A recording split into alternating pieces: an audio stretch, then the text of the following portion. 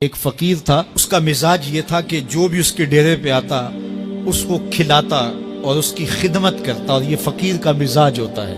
بابا بلے شاہ نے کہا تھا نا، اٹ کھڑک کے دکڑ وجے تتا ہووے چلا، آن فقیر کھا کھا جاون راضی ہووے بلا۔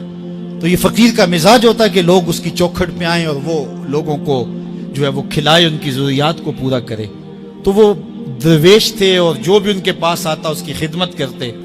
ان کے پاس کبھی رقم نہ ہوتی تو ادھار لے کے لوگوں کی خدمت کرتے، حتیٰ کہ جب ان کا آخری وقت قریب آیا اور حالات ایسے ہو گئے کہ لوگوں کو لگا کہ بابا جی اب رخصت ہونا چاہ رہے ہیں، تو سارے قرض خواہ اکٹھے ہو کے بابا جی کے پاس آ گئے کہ جناب ہمارا قرضہ ادا کیجیے۔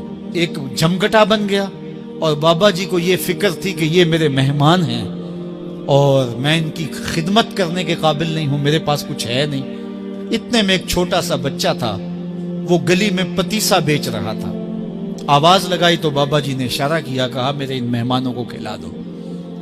اس نے اللہ کا شکر ادا کیا کہ میں سارا دن گلیوں میں گھوم کے جو بیچنا تھا ایک جگہ ہی مجھے گاہک مل گیا۔ اس نے مہمانوں کو سارا کھلا دیا اور بابا جی سے کہا کہ پیسے۔ تو بابا جی کہنے لگے بیٹا بیٹھ جاؤ۔ بیٹا بیٹھ گیا۔ تھوڑی دیر کے بعد اس نے پھر کہا کہ بابا جی پیسے۔ تو بابا جی نے کہا یہ سارے پیسے لینے والے بیٹھے، جب ان کو دوں گا تو آپ کو بھی دے دوں گا، آپ بھی بیٹھ جائیں گے۔ تو وہ یتیم بچہ تھا، اس کی بیوہ ماں نے اس کو تھوڑا سا پتیسا تیار کر کے دیا تھا، وہ روزانہ صبح دیتی تھی، وہ بیچ کے آتا تھا، اس سے گھر کا چولہا جلتا تھا۔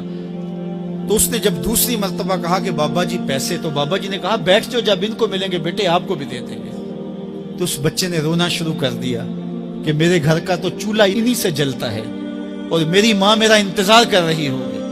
اللہ اکبر، بچے نے رونا شروع کر دیا۔ اللہ کی رحمت کو جوش آ گیا۔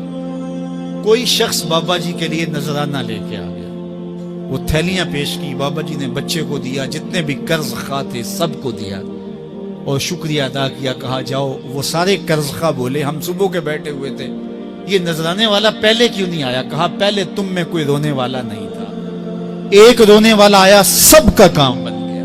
کسی ایک کے آنسو، اجتماعی دعا کا، اجتماعی توبہ کا یہی فائدہ ہوتا ہے کہ کسی ایک کا کام بن جائے۔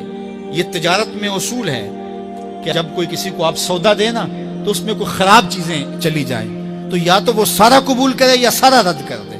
تو اللہ جب قبول کرتا ہے اجتماعی طور پہ، پھر ساروں کو قبول کر لیتا ہے۔ تو اس لیے آج کی بابرکت شب نور میں میری مائیں، بہنیں، بیٹیاں بھی تشریف فرما ہیں، بچے بوڑھے جوان بھی تشریف فرما ہیں۔